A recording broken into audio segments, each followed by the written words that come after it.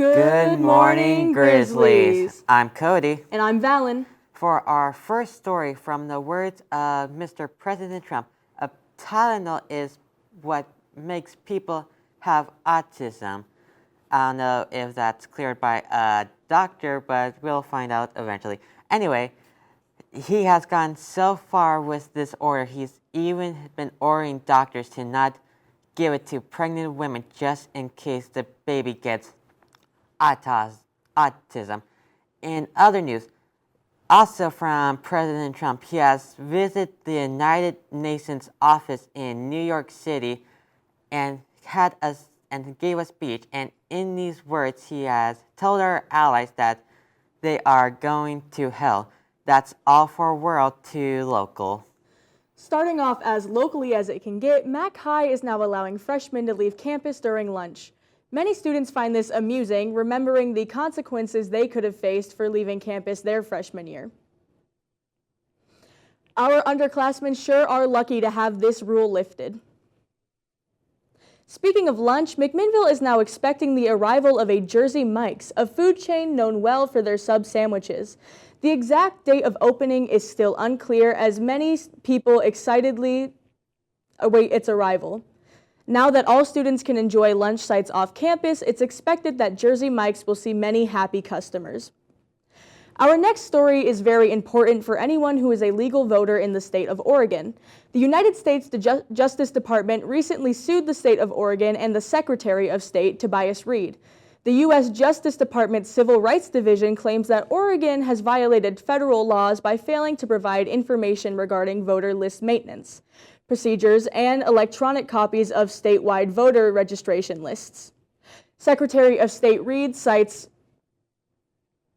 concerns over handing over personal use, stating that his office is protecting the privacy of Oregonians.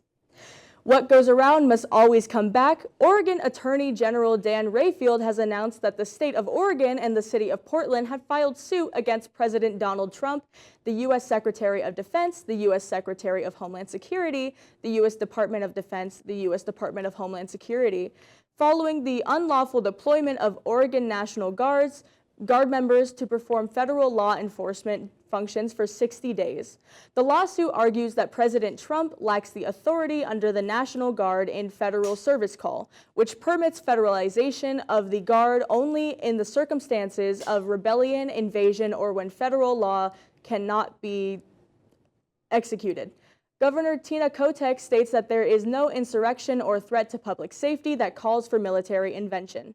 That's all for local, sending it off to sports. Sports fans, so I'm going to tell you a bit about this week's sports. So this past weekend, we had Oregon State versus Penn State, where their stadium was full of 111,000 people in whiteout, and Oregon still beat them in overtime. Score was about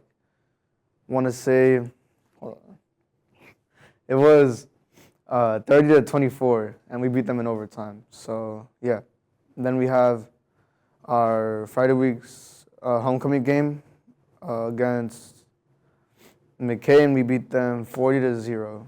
And then tomorrow, our boys varsity soccer will be playing Douglas. That's all for this week. Now on to entertainment. I'm Danielle here with your daily entertainment news, and today's stories are quite the handful.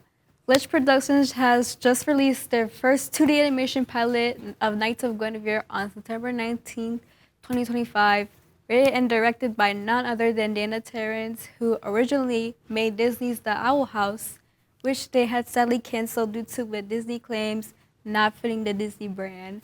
Although this was a loss for fans of the show, this passion project that Dana states is created with some of the best artists, animators, and talented musicians and production crew.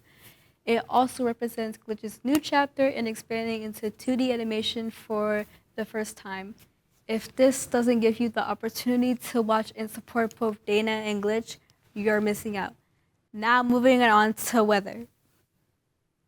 Hey Grizzlies, this week we're finally falling into fall weather. Starting off with Monday, we have highs of around 60 degrees and a low of around 50 degrees, and with rainy skies.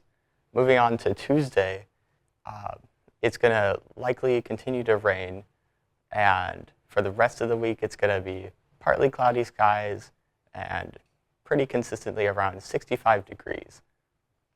That's all for weather. Moving on to Lily. I'm excited for the fall weather. October is one of my favorite months. Mine too. Well, thank you, Grizzlies, for tuning in, and that's all for our show. I've been Cody. And I've been Valen. See you in the next one.